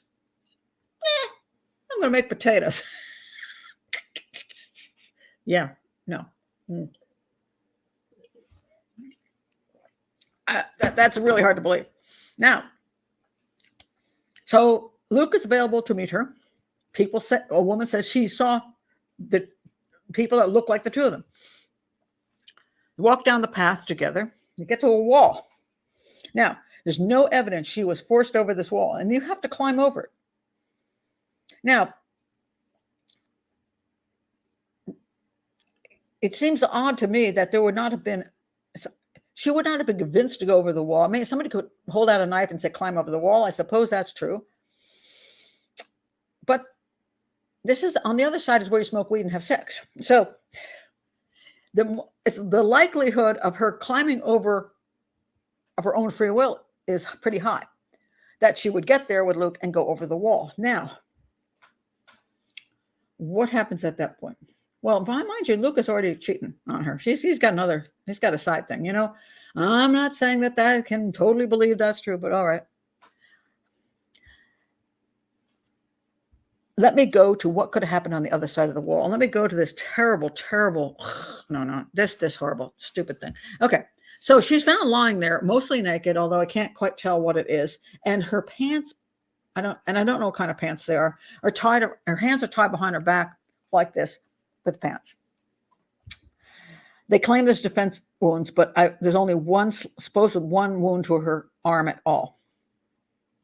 Throat's been cut. Someone's been stabbed about. I saw one place she was stabbed in the left breast, which I thought was kind of interesting, and slashed up a wee bit. So the question here would be, why wouldn't she have a lot of defense wounds? Because if some guy put a knife to you and made you climb over the damn wall, and he went after you with a knife, then you would be doing this and you'd have slashes all over both arms, and that's not happening. So whoever it was, in my opinion, tied her arms up first behind her back. Now, could this have been a total stranger? Sure. But in my opinion, this also can explain why Luke could have killed her and not had the level of blood on him that the defense claims he should have had. If she would have sex with him on this side of the wall, and one thing I don't have is a toxicology report either. I don't know whether they smoked weed, whether she had marijuana in her system or she didn't. I don't know. But they've had sex before. So that he would disrobe her, get her pretty naked on that ground is not unlikely. And then he says, "Put your hands behind your back. Let's do play stuff." And he takes the pants and ties up her hands behind her back. And then she's lying. You see how he's got this picture here? Okay, so now let's say she's lying like this on her left side. Her hands tied behind her back. She can't fight. That she might have a cut on her arm might be that he just slipped and hit her arm. He could have stabbed her up as she was lying on this side. He could have stabbed and sunk, and all the blood goes this way. And he's behind her, so not that much gets on him. Is that possible? That would be my scenario of how it went down. Why would he do it? Thrill kill. This would be the reasoning, because we have these teenage thrill kills. So I just want to see what it's like to kill somebody. And if he's already moving on to another woman, another girl, he's not all that obsessed with her. She might have been obsessed with him. It doesn't mean that I'm in love with him. It's the true thing. Was he really in love with her, or was he just using her? Because they were boyfriend, girlfriend. They had fun together. They had sex. Doesn't mean he cared about her. He had another girlfriend before her. It's pretty young to have all these girlfriends. But the other girlfriend says, yeah, he killed her. So maybe he wanted the thrill kill. That was the moment. He was already messing with somebody else. He's like, I want to see what it's like to kill somebody. Because if you're talking about a deranged mind, a psychopathy, hey, no, it's not unlikely. So he could have easily killed her. And then what happens is, we go back to this path thing. After this occurs, at the other end of the path, two people claim that they saw him at that other end of the path later on. All right. Then let me do some more. Okay. So let's see. Between 1705, which is 505, and 520, which is about how long it would take them to go down the path and go over the wall, a witness cycling along the path from west to east end heard a noise, which he described as a strangling sort of sound, a human thing coming from the far side of the wall. Probably just thought they were having some kind of sex over there, which they could have been. At 7:32, all right. So between 7:05 and 5:05 and 5:20, in that 50-minute range, this is when, theoretically, if Luke did it, the murder went down. Then another 10 minutes later or 50 minutes later, Mitchell called Jodi's house but received no reply. And then at 17:40, he called again and spoke to her stepfather, asking if Jodi was in. He was informed that she had left to meet him. Well, he already knew she was coming to meet him. So she was going to meet him at what time? Let's see again. I'm going back here. She left the house at 4:50. And he had just been in contact with her. So he knew she was headed to the East End. She should be at the East End at least by 5 o'clock, right? So he waits till, let's see, 5:30. to say, where is she? 540 calls again. The Crown suggested that this was evidence that Mitchell was attempting to distance himself from the crime. Now, this is often done, where after the crime is committed, you call and say, hey, I'm waiting for her. Where is she? Around that time, 2 witnesses saw Mitchell at the gate between the west end of the path and his home address, and one of them told the court it appeared he had been up to no good. I don't know what the hell that means. Jodi was due to return by 2200, which is 10 o'clock, but she did not return. So by near 11 o'clock, mother sent a text. 2241, mother sent a text to Mitchell's mobile phone. He then telephoned her and informed her he had not seen Jodi. And at 2300, that's when the search started, 11 o'clock at night. So essentially, he was supposed to be with her at 5. And even though she was supposed to, get this, even though he didn't meet her when he was supposed to meet her, and even though she didn't show up, and he said, where is she? And the stepfather said, well, she went to meet you. Then he didn't pay much attention to it. And he just waited, and then Jodi's mom called late at night, saying, hey, where the heck is she? And he's like, oh. So they do a search. So he's got this missing time frame. And the alibi at home sucks. So where was he from the time that she left the house, which was 4:50, all the way to when the search was conducted? Where the heck was this guy? And I'm sure the police interviewed him, and he had problems with the time frame. So we're talking about a 5-hour period at least, actually 6 hours almost. 6 hours. And people say, well, how did he get rid of evidence? He's got 6 hours. If he did the crime the way I said he did, by being behind her, he might not have gotten that much blood on him. That gave him time to eliminate the jacket, toss the knife. And then they said when they did, after the search, they did check on him, and he had dirt below his fingernails and dirt, kind of crappy looking hair, because he was like kind of a scummy kid, right? And they said, well, obviously he never took a shower. Really? There were 6 hours. 6 hours. He could have washed his hand in a river. Right? If hands in a river, he could have washed his. He could have done all kinds of washing up. And then he's out looking for Jodi's body with a dog in the dirt in this area. Why wouldn't he have dirt on his hands again? So that doesn't prove a damn thing. So then they found her body, and so there we go. That's where that is at. Another thing that happened was that when questioned, he mentioned seeing a distinctive hair fastening, which had not been readily visible, and was able to name the type of tree near which her body was found, though this would have been difficult in the dark. So it's dark out. He's able to, she had something in her hair that he couldn't see in the dark, and it was behind her, and a tree that you couldn't identify, oak or maple or whatever the heck the tree might have been. I don't know what trees there are in Scotland in that area in Dalkeith, which I thought was interesting. He also described her clothing, which implied he'd seen her on that day later than school. So in other words, he saw her at school, but he described her clothing, and the clothing was not what she wore at school. It should change. So you got all these things. This is where the totality of evidence comes in. That he's got 6 hours of unidentified time. He supposedly his girlfriend's all excited to meet him, but he doesn't actually show up to meet her. Or is he lying about that? The location she's killed at, he knows where it is. The descriptions, there's the phony alibi. I mean, there's a whole lot of reasons. I believe that they found that the jury found him guilty. Now, there's a whole bunch of stuff on the knives. A witness was traced who claimed that Mitchell previously told him that he could imagine getting stoned and killing someone. And a fellow pupil recalled that Mitchell had shown him a knife and said he knew the best way to slit someone's throat. He had a very big interest in knives. Let's see. His mother bought him another knife, and during a subsequent search of the house, many months later, they found the pouch with the inscriptions on it. The jacket was never found, but Mommy went out and bought him an identical jacket to the one he had been wearing.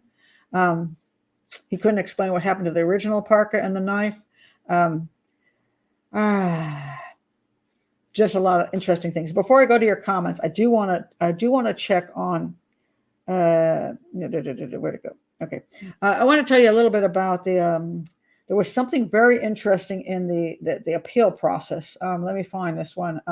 Well, so when he did his appeal, the first appeal was it shouldn't have been done in the local area because that, people would be biased, which it's always reasonable to think, but that didn't seem to work. And then let's see, they objected to the witnesses, the identifications they thought were no good. They didn't like one ground of appeal was challenging the decision the trial judge to allow evidence that led to the bottles of urine in his house that made him sound creepy. They didn't like that one. But there was one really interesting thing, if I can figure out where I found it.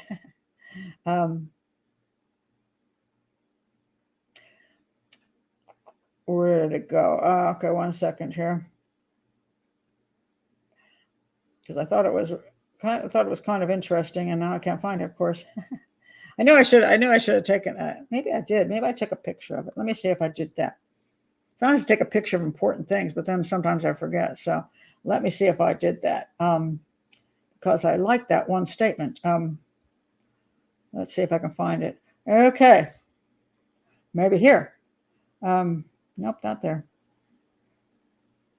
1 second. Crap. I'm not going to find it. I'm going to blow this one.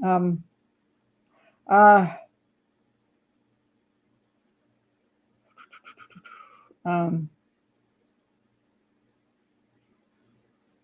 maybe I just covered it all, so it wasn't anything new here.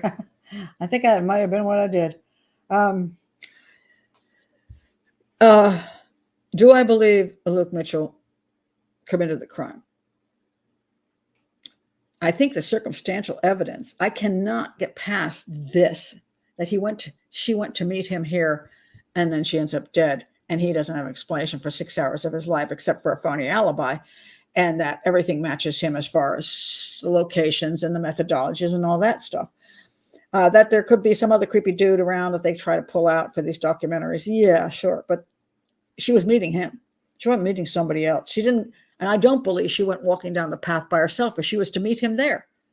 So that somebody else grabbed her on the path makes little sense. She wasn't sexually assaulted. So the actual crime wasn't about rape. It was about murder. And it's very rare for any man to just, who's into this for other reasons, to not throw in a little sexual assault as well. A little rape, so the other suspects just don't pan out. I don't see any evidence that they had anything to do with it. And there's a lot of circumstantial evidence on Luke. So do I believe he did it? Yes. Should the jury have found him guilty? Now, here's what I want to talk about here is that the jury heard whatever that jury heard. And again, I'm not fond of civilian juries because, again, I just think it's a heck of a load to put on people with no training. But they came to the conclusion that the circumstantial evidence was enough to convict. So they did. Now, let's look at the issues. One, the dependency on the police department to do a good job. And I don't know whether they did or didn't. That affects the trial, right? Then the trial, you're affected by whether you can afford a good defense or not a good defense, and whether the prosecution is any good. People always say, oh, you can buy a good defense. Well, you can, but you also sometimes can't. Whether you can buy a good prosecution is questionable because some prosecutors are good and some prosecutors suck, and same thing for defense attorneys. Defense has a little bit more on their side if the guy's rich because he can afford the best defense. A poor guy gets whatever he gets. Is that fair? Is that a reasonable way to present things at a trial? Then you have a jury that has no training whatsoever, and the Scottish system says you cannot have anybody on the jury that has any legal background or any criminal justice background. Now, I can't get on a jury in the United States either, not because I say I can't be, but they just won't. The defense will never allow me to be on there because I will start examining things with the knowledge I have. So it's kind of funny in Scotland, they're basically saying, we want to make sure that nobody gets on the jury with any abilities in the legal and criminal justice and crime analysis fields. We want to be sure you got no clue. So now we've got a questionable jury. Now, before the jury hits the court, we've got the media issue. So the media is another jury. they're now decided whether Luke is guilty or not. So originally, they went with, this is a creepy satanic, oh, sorry, that's the wrong one. That's not the picture I wanted. But anyway, they wanted to go with him. Creepy, satanic, loser dude, and he's a goth guy, blah, blah, blah, blah, blah. And he's the top suspect. So they just went berserk. So they played a jury right there in influencing the public and influencing the actual civilian jury. So they're there. Then he gets convicted. After he's convicted, now you've got a whole new jury. The new jury is the defense, not the defense in court, the defense outside of court with the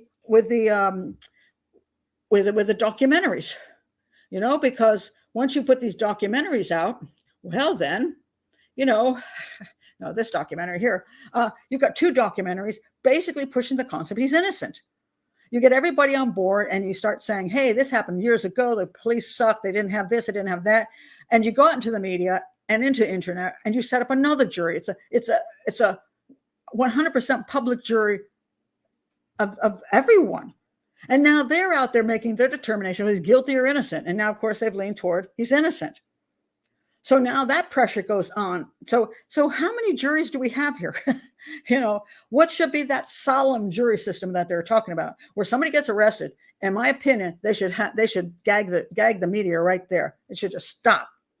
They should get that into court. They should have a professional jury, and they should have it solemn. They shouldn't be all this fancy crap and dog and pony shows that go on in the U.S. and I guess maybe I don't know, Scotland. So in the U.S. definitely, all that goes on.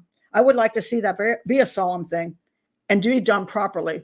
I would like them to, yes, videotape the entire trial to keep as information.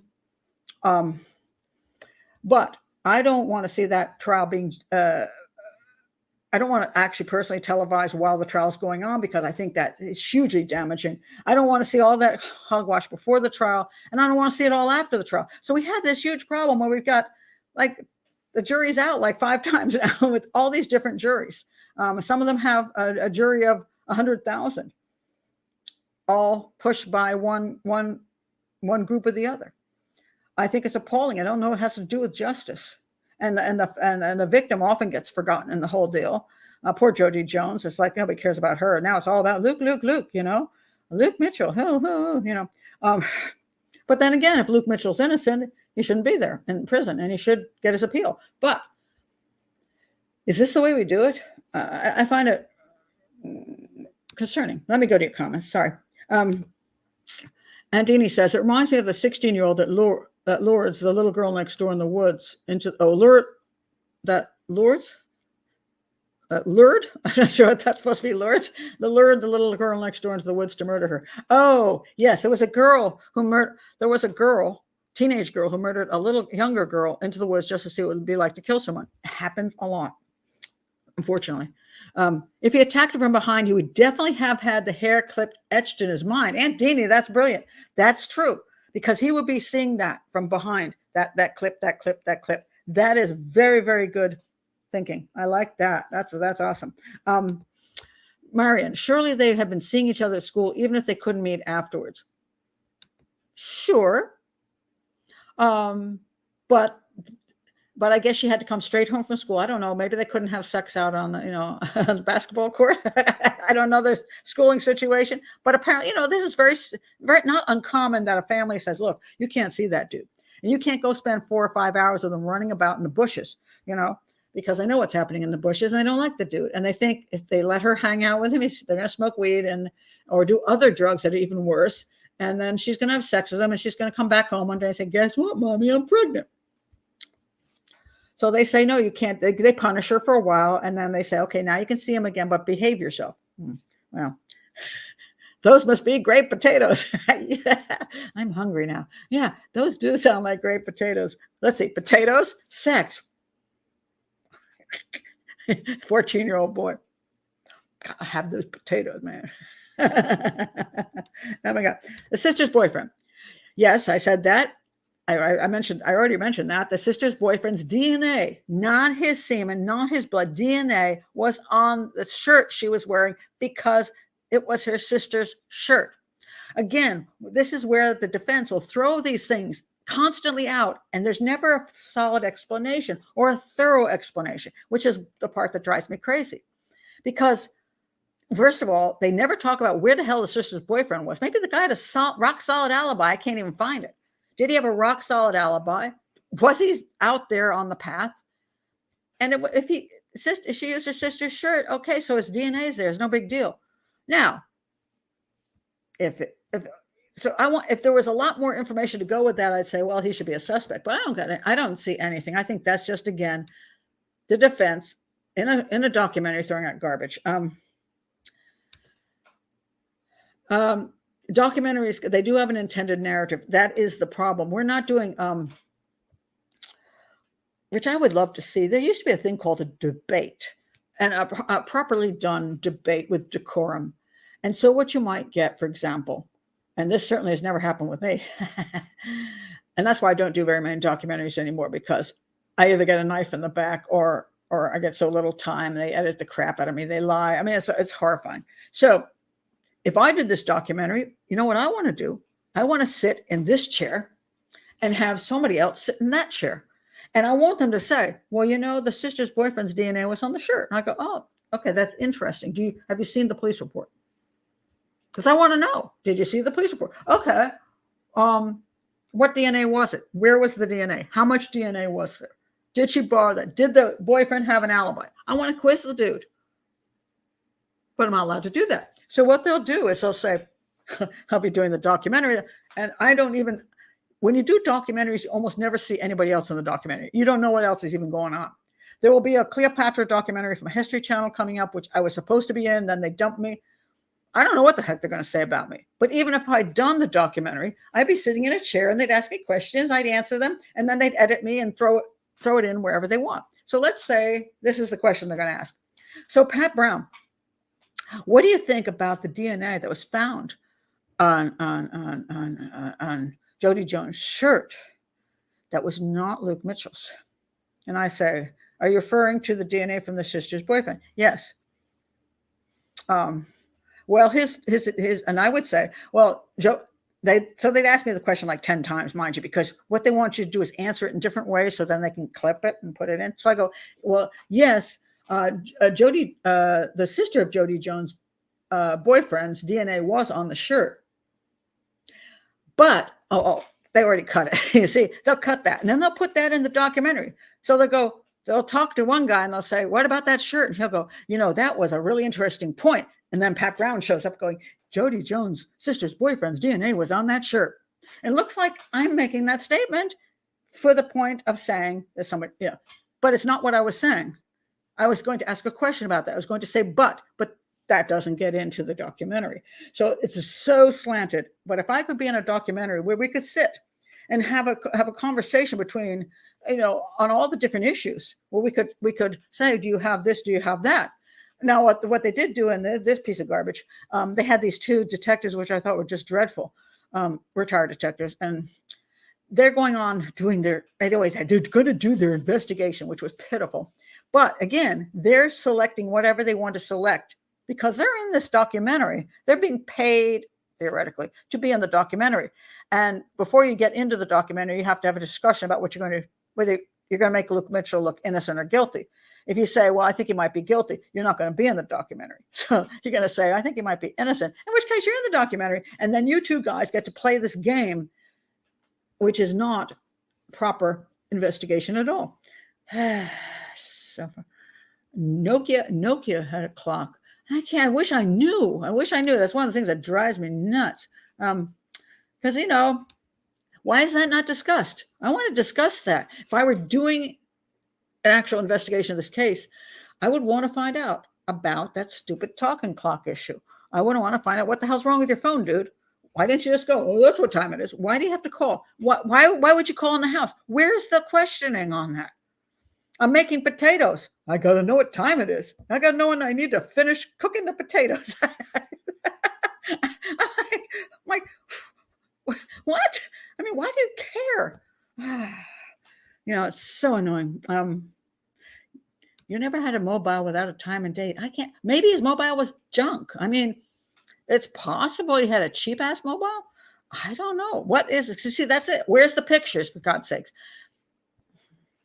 So I don't understand. How do you do a documentary? How do you do any of these things? And I haven't seen an autopsy. I don't know. Am I looking in all the wrong damn places? Neither one of these had an autopsy report. Neither one of these had autopsy drawings. You don't have to do the pictures. I get it.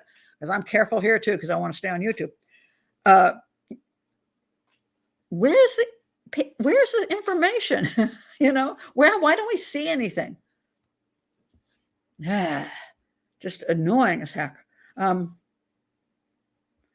Let's see.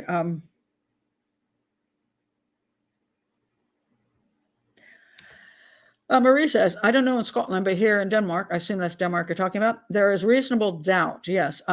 And as a Danish policeman said, reasonable doubt is not no doubt. True. There should always be some doubt. We have that in the US too. You convict a person based on you have no reasonable doubt. Not no doubt at all whatsoever. Because do I believe there's the smallest amount of chance? And again, I'm not on a jury and I haven't seen any of the crap with this case. So I cannot say this is what I would say if I were actually on a jury or working as an investigator on this case, as a criminal profiler on the case from the inside. I might then say there are some cases where I'm like, I'll give you 99.99% sure. And that would be no reasonable doubt. Now, why do I still have that 0.1%? Wait a minute, is that point right? Yeah, 0.1%. Why would I have that?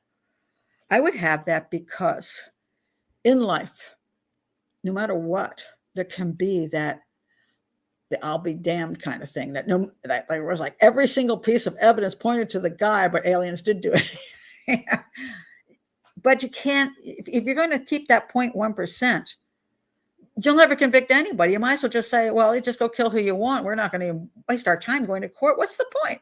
Because we're always going to have that teeny weeny bit of doubt. The purpose of a court should be to have the evidence presented with again, not with dog and pony show, not with a bunch of phony paid off experts, but a legitimate prosecution and defense, which is analyzing the evidence and presenting the evidence so that one can then properly, with crime scene analysis and profiling methodologies, to analyze it, to come up with a 99.9. And if I only come up with 80%, then there's reasonable doubt. It's not a shadow of a doubt. It's reasonable doubt. Then you say, we can't convict a guy, even though I'm thinking he might have done it. Let's see what Lisa has to say here. Scots law requires corroborations. The evidence of one witness, however credible, is not sufficient to prove a charge against an accused or to establish any material crucial fact. Well, again, we're talking about totality of the evidence. So yes, there was one witness who claimed she saw them standing on the side of the road. Well, she could be wrong. She could be lying that she never saw anybody standing on the side of the road. Then she could be lying about who she saw standing on the side of the road. She could be doing her best to say who was standing, that she actually did see on the side of the road, but her descriptions suck. That would be me, because I can't. I'm lucky I can recognize myself in a mirror, much less anybody else. So I suck at that. I'm a horrible witness. But is it coincidental that she saw the two that were supposed to be there at that time there? Again, not absolutely the only thing. It's the totality again. You can never do anything without the totality. Where the hell was Luke? My problem is, where the hell is Luke?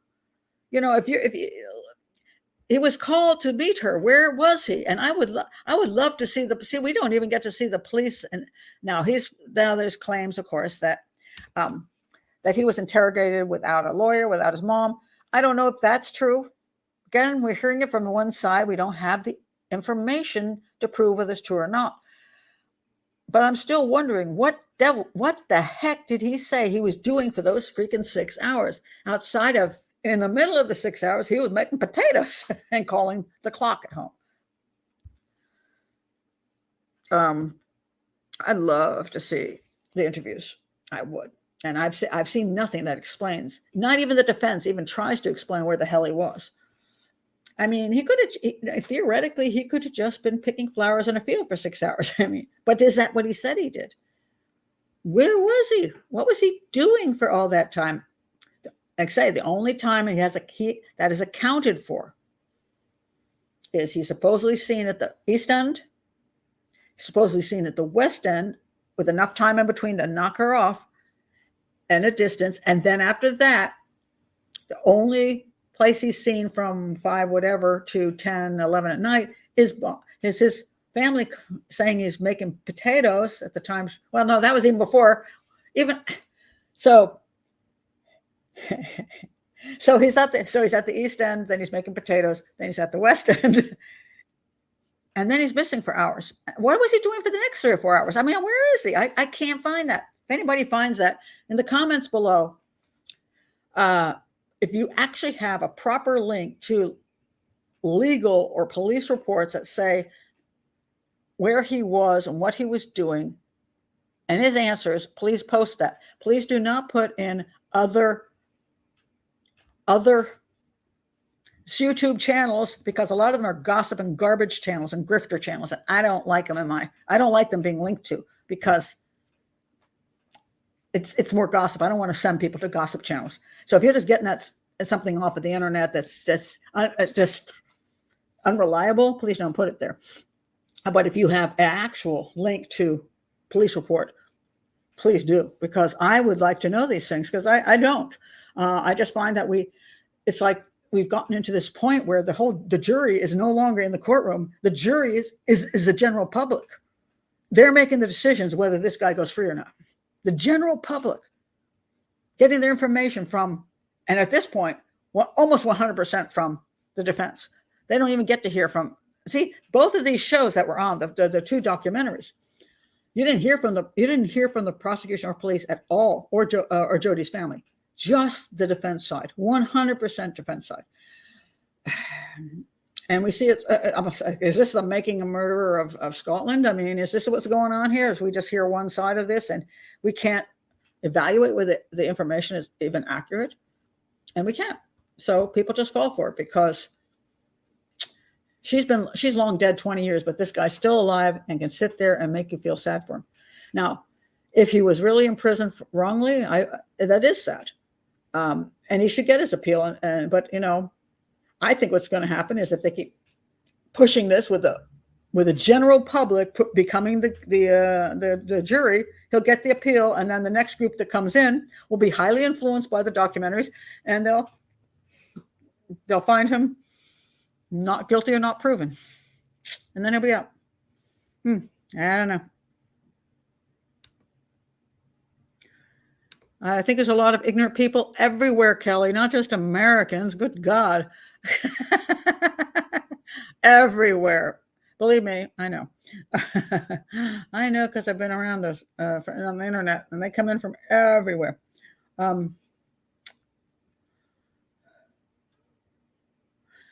Live stream. Well, it's interesting you say that, Andini.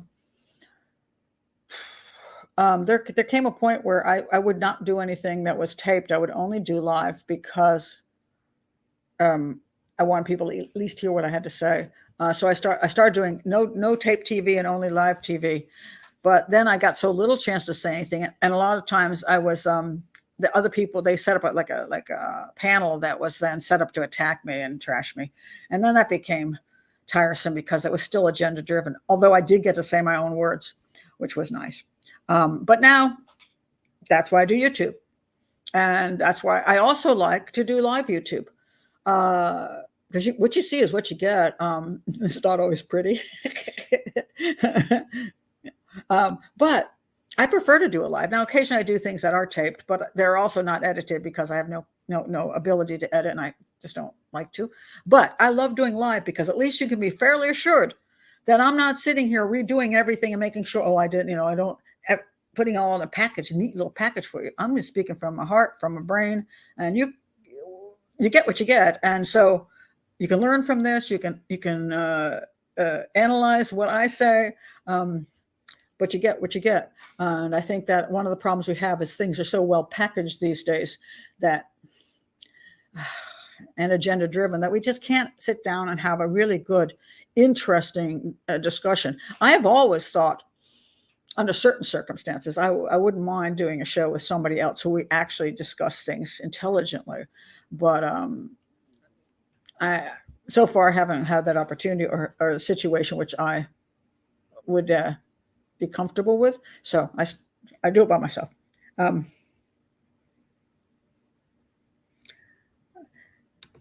I don't know what you mean by that. I think they're guilty as hell.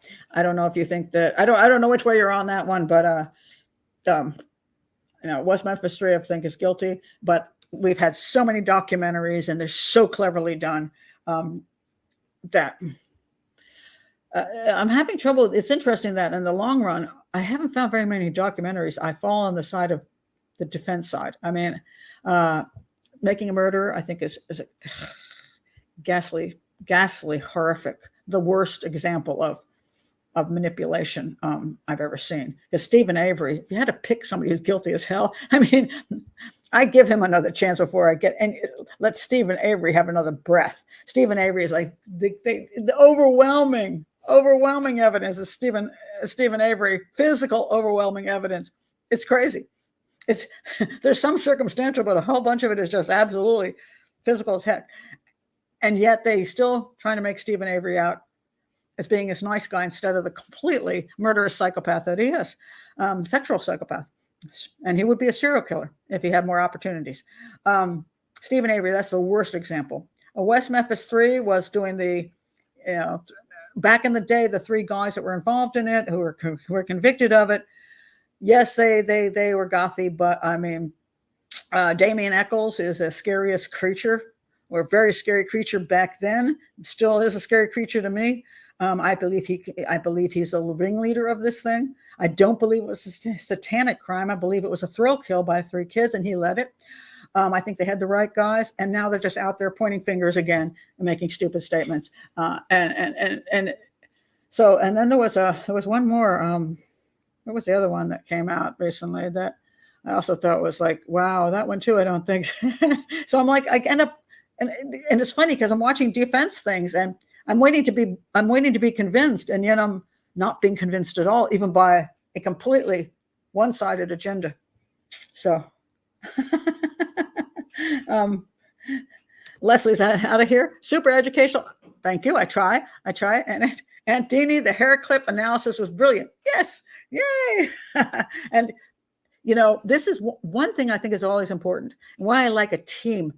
I prefer a team working on anything, because we all see things from a slightly different angle. It could be a cultural angle. It could be that one's female, one's male. We see things differently that way. Age issues, an older person compared to a younger person. Even a little teeny person, a 3-year-old, they see things from below the table height, and we don't. So when you get different people there who have different backgrounds and different experiences, and they say, oh my God, I didn't ever thought of that.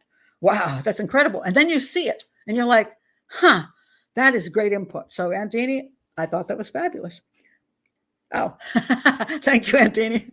I didn't want to go from a great hair clip analysis to the West Memphis 3 being in it.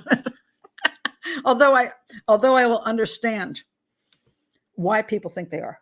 I understand why some people believe Stephen Avery. Oh, well, maybe I never understand the Stephen Avery one. I'm sorry. That is so bogus. It's just so ridiculous. Let me throw my cat into the fire. Woo! Okay, I'm a nice guy. I mean, let me invite the girl over to check on my car, and she ends up on my fire pit right next to my house. Okay, it's so bad. The Making a Murder thing is like so off the charts of how the heck could you fall for it? The West Memphis 3, I understand a little bit more. I do understand the reason people believe the West Memphis 3 are innocent. But I think because they're very well done documentaries, they are. And and people are having trouble understanding how, again, there's a lack of physical evidence on this. And there's so many squirrely characters involved, including all the parents. I mean, the parents of the kids are like, you too. You know what I mean? So there's a lot of bad behavior going on and a lot of questionable behavior. So you say, well, maybe this guy could have done it and this guy could have done it. So I get why people think they're innocent. I just believe that the evidence shows that they're not. And I absolutely comes off as a thrill kill to me and nothing else. And it had to be at least 2 to 3 people involved. And and the time frame fits them as well and nobody else. So there you go. But the Scott Peterson. Oh yeah, Scott Peterson. Yeah, Scott Peterson. Yeah. Well, again, we have a lack of physical evidence that is making now that years have passed again. You see, the years passing is very important because there is something weird about we have more feeling for living people than dead people. Sad but true. So that's why in a courtroom, sometimes you see the killer who used to be a real scuzzy looking dude is suddenly there and he's, and he's got his hair done nice, he's got a little tie on. And you look at him and he's smiling and you're like, could he have done it? And then you start feeling bad for him because this guy's alive and you have to do things to him. Well, the dead person is dead and there's nothing can be done. And then you start thinking maybe there's another answer. And again, I just think I feel so sorry for civilian juries because you have that person's life in your hands. Sometimes you end up putting them to death. And I don't care if you hold the gun. If you said he's guilty and it's a death penalty, you, quite frankly, you killed him. You got him killed. And I don't care who pulls it. I don't care how they shoot him. I don't care if they give him an injection or put him in an electric chair. You're just as guilty as the person who actually did it. You're on the jury and you made the decision to have the person eliminated. So you better be damn sure. And then you have to live with it.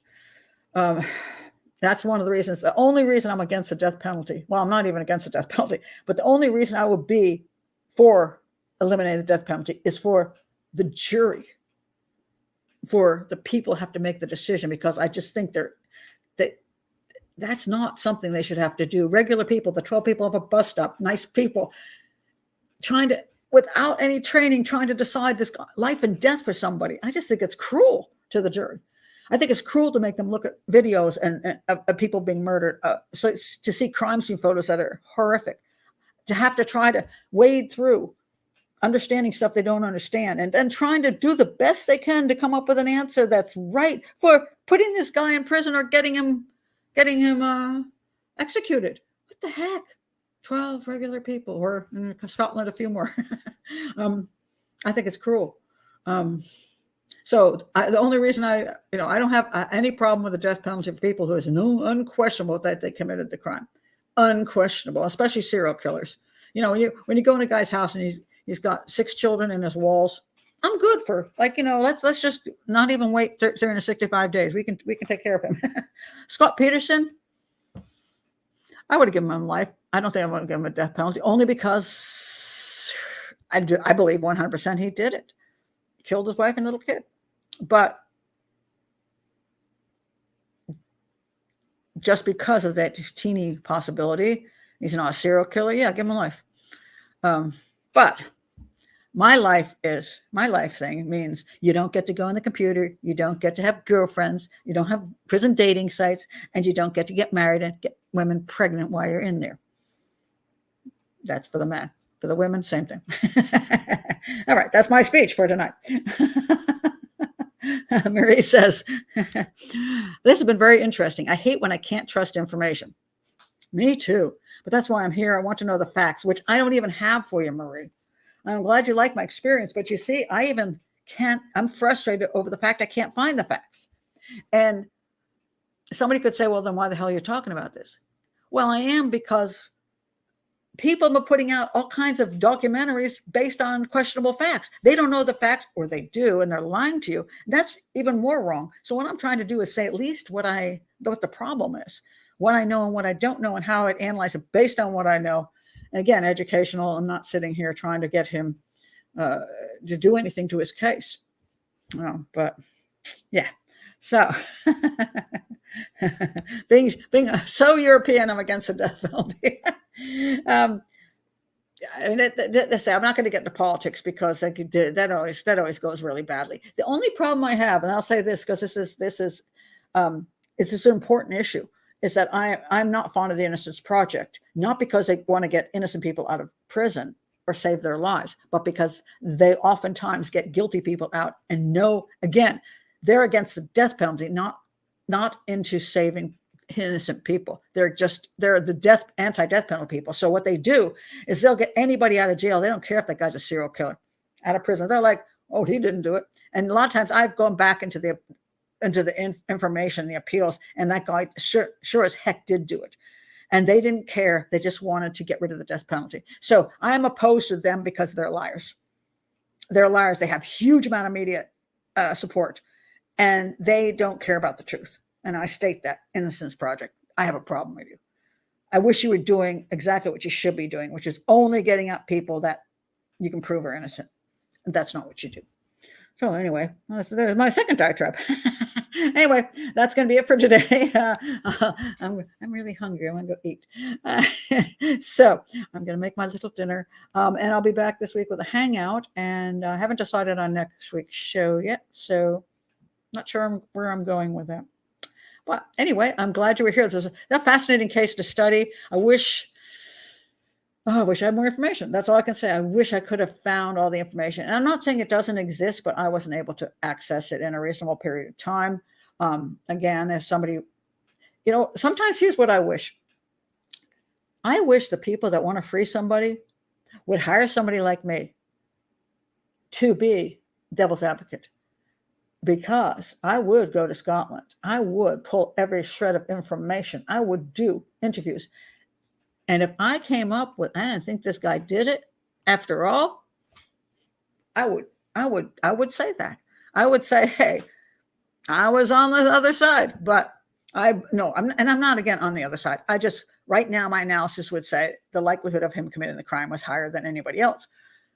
But if somebody hired me, I said that to the McCanns. I don't see a sign of an abduction, but if you want somebody in there I would look to see whether I could prove it otherwise. I like being devil's advocate, even to myself. So I don't have a problem with changing my mind, but it's rare that you'll ever get a defense to have anybody come in and say, look, we want to change your mind because we know as a criminal profiler, you have analyzed this way. We want you to join us and see if we can change your mind. And if we do, well, then that's valuable. If we don't, you can just, skulk away. But I've never had that offer because that's not usually the way things work. So anyway, that's again my last thought. Anyway, you got my book, The Profiler. Oh my goodness. I hope you like it. You'll see a couple of those cases I've done on the show now, so you'll actually you'll see they're pseudonymed out, but you'll see some of the issues. Yeah, I think we'll call this a potato case. Potatoes, sex. That's a tough one. Anyway, guys, I'll see you later this week. Again, if you like, please do. If you're still here and you haven't become a subscriber, do that. It helps out the algorithm and my survival. So thank you all very much for being here. See you next time.